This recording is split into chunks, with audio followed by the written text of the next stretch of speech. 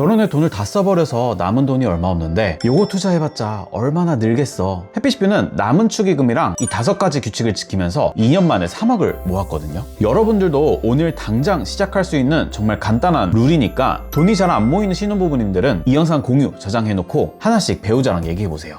해피시뷰.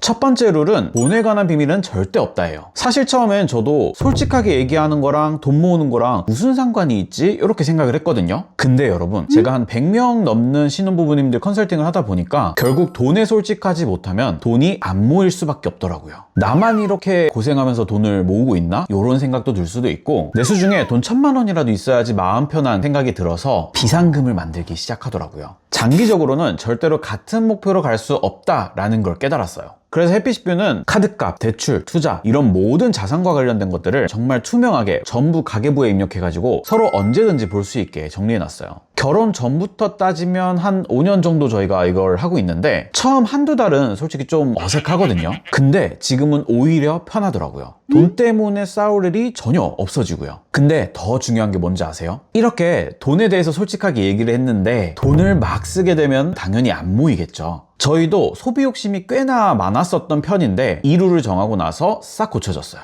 우후.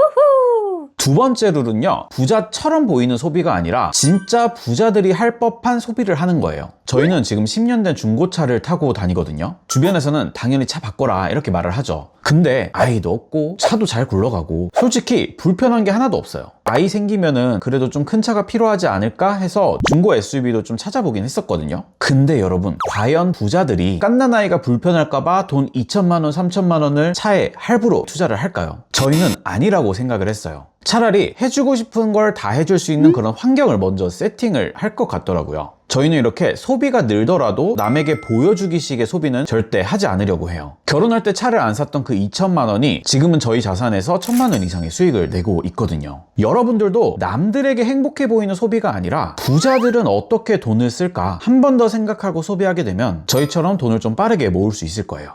돈 쓰는 거 얘기를 하면 꼭 이 얘기를 해주고 싶었는데 혹시 여러분들은 돈을 쓸 때 배우자한테 얘기를 좀 하시나요? 이게 바로 세 번째 룰인데, 큰 돈을 써야 할 때는 절대 혼자 결정하지 않아요. 아마 어떤 분들은 돈을 이렇게 하나하나 허락받는 거 자체가 약간 그렇지 않나? 라고 생각을 할 수도 있어요. 근데 아니에요. 여기서 핵심은 허락받는 게 아니고 큰 지출이 우리 목표를 흔들지 않는지 그걸 확인해야 되는 거죠. 저희도 보통 10만 원 정도 이상 되는 금액은 서로한테 꼭 얘기를 하거든요. 이렇게 하니까 이 금액이 지금 예산에서 충분히 감당 가능한지, 또 우리가 같은 방향으로 가고 있는지를 서로 알 수가 있겠더라고요. 제가 150만 원짜리 노트북이 좀 필요해서 아내한테 얘기를 해요. 그럼 아내가 이번 달에는 우리가 이러이러한 행사 때문에 돈이 좀 필요할 것 같은데 다음 달에 사도 괜찮을까? 이렇게 물어봐 주거든요. 이렇게 하면은 제가 몰랐었던 필요한 지출을 알게 되고 괜히 노트북을 샀다가 이곳저곳에서 땡겨 쓰는 일이 아예 사라지게 되는 거죠. 또 이렇게 서로 체크를 하다 보면은 충동 구매가 확 줄어들어가지고 정말 필요한 것들만 사게 되더라고요. 여기까지 보면 해피시뷰는 항상 돈 관리랑 재테크 잘했겠네요? 이런 생각을 하실 수도 있겠지만 저희도 사실 어두운 과거가 있답니다. 그게 뭔지 궁금하신가요? 명.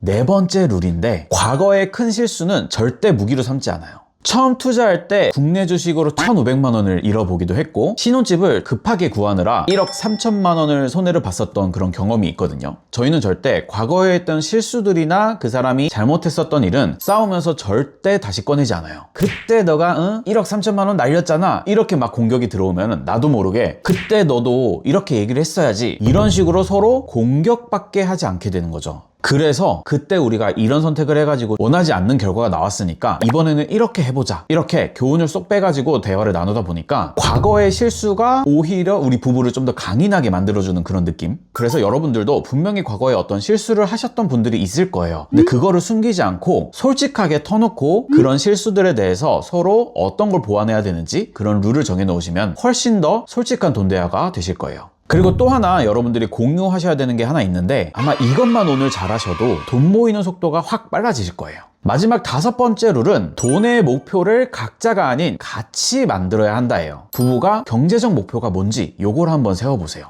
한 명은 월세 받는 부동산을 하고 싶을 수도 있고 또 한 명은 투자나 이런 거에 신경을 쓰기 싫어하는 성향도 있을 거예요. 이렇게 각자 다른 목표를 가지게 되면은 절대 돈이 모이는 환경이 만들어지지 않더라고요. 해피쉬프는 돈 걱정 없이 우리 가족이 좀 행복하게 사는 게 최종적인 목표거든요. 그래서 매일 경제신문도 읽고 가계부도 쓰면서 우리 자산을 같이 굴리고 있어요. 그리고 또 부부총회도 매달 한 번씩은 꼭 하는데 이번 달 수입은 얼마였고 또 지출은 어떻게 되고 있고 또 우리의 목표로 우리 자산이 잘 굴러가고 있는지 이런 걸 확인하는 자리를 가지거든요. 그러다 보니까 우리가 팀이라는 소속감이 되게 강하게 느껴지기 시작해요. 혼자서는 못할 일들을 둘이서 하니까 훨씬 더 현명하게 대처할 수도 있었고요. 그래서 저희는 대출 300만 원을 지금 갚으면서도 부자가 될 수 있다는 확신을 가질 수 있게 된 것 같아요. 우후!